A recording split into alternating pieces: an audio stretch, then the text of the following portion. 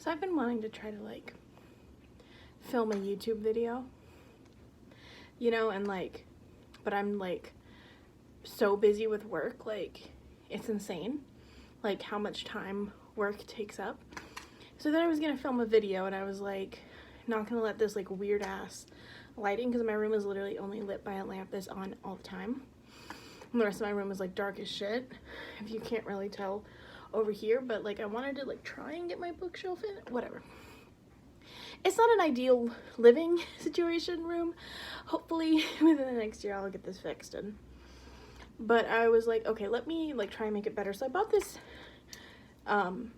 like tripod thing that you could like hold off of Shein for like $7, and I was trying to use it and I broke it. Fun. That's the first thing. And then I wanted to use this ring light my boyfriend's parents found at Walmart. And like if I do use my sitting videos, I use like a little tripod like stand-up thing I have.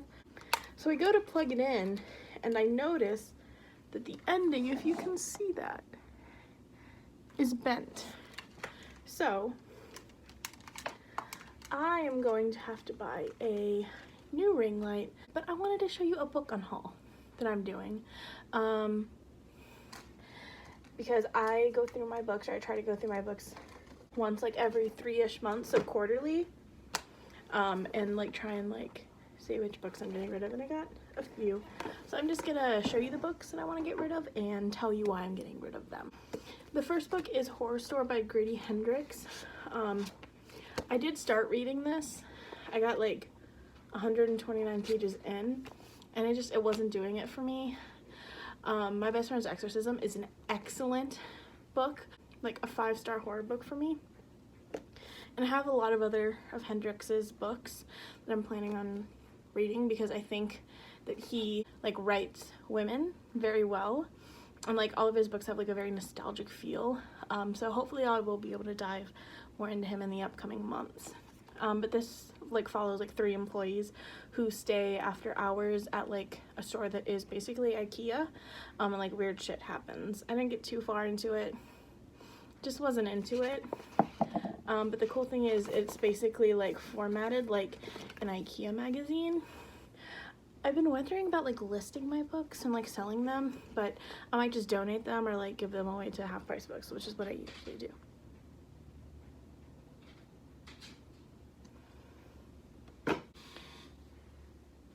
And then I'm gonna get rid of Pieces of Her by Karen Slaughter, because I read Pretty Girls. So fucking good. If you're gonna read a thriller, read that. 5 stars. That one's like a more like dark, very dark thriller, borderline horror. I wouldn't categorize it as horror, but it's definitely borderline, it's very disturbing.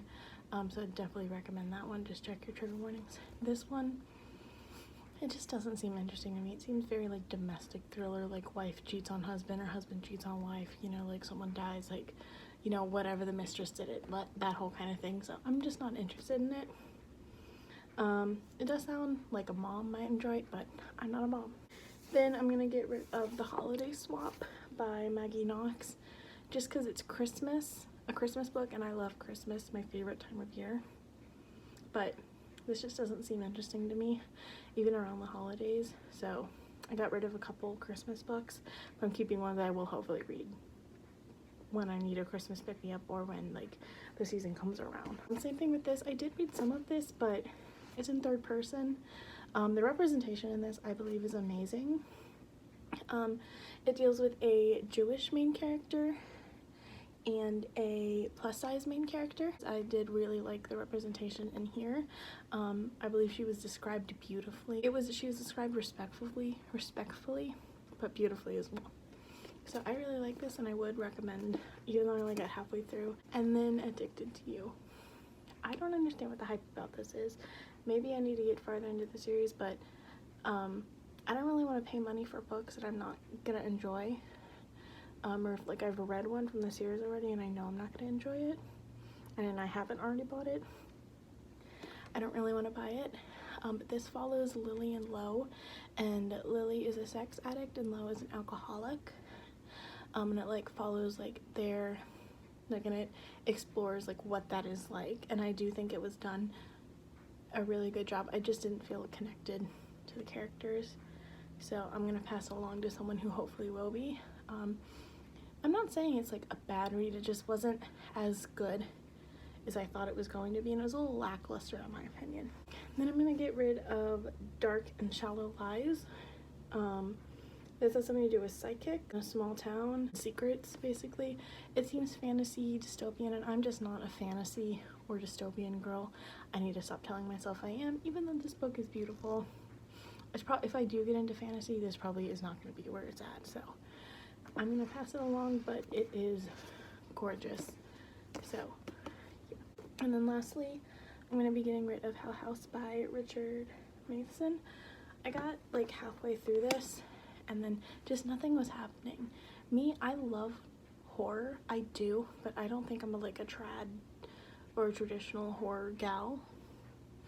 I think my horror has to be like extremely like interesting. Like I don't like serial killer, you know, horror. If it's a thriller, yes. If it's a horror, no, because I think it's just so like, or like zombies or vampires. Ghost stories, yes, I love. But like Stephen King, Richard Matheson, like, you know, Clive Barker, H.P. Lovecraft, not my cup of tea when it comes to horrors. Eric LaRocca, Aaron Beauregard, Judith, oh, I forget her last name. Judith Sonnet, I want to say her name is. She writes The Clown Hunt, so good. Matt Shaw. I love Nick Cutter, Grady Hendrix. And Nick Cutter and Grady Hendrix are more traditional, like horror-wise. They're not super graphic, they're not splatterpunk. But Nick Cutter is like, I have to read his next book's his. He's not so gross to me, but he's like more gross to other people. But like I love his book. The Troop was so good. Like, because it's also emotional. As a romance reader, like that's what I want. I want it to be fucked up and gritty and gross, bloods and guts, but also like if it tugs at my heartstrings, A+. So if you are looking to get into like body horror or splatterpunk, I would recommend Eric LaRocca and Nick Cutter. I think they're a great place to start. Do not go into like some Aaron Beauregard, you will be traumatized. Or Duncan Ralston. Don't do Duncan Ralston. But yeah, this follows like 4 people going into like a haunted house in like the 70s, and it was written in the 70s, and you can tell. And I love the 70s, my favorite era, but I'm not gonna read it. So yeah. So those were all the books that I'm gonna get rid of sooner rather than later. This was just a quick video. And I'm gonna try and get like better equipment so that I don't have to like kneel on my bed and show you books, but that was it. And don't forget to also follow my TikTok and my Instagram. Those are both Hannah Loves Horrors. And add me on Goodreads and join my splatterpunk book club called I think it's, I'm gonna have to look that up, but everything will be linked in the description.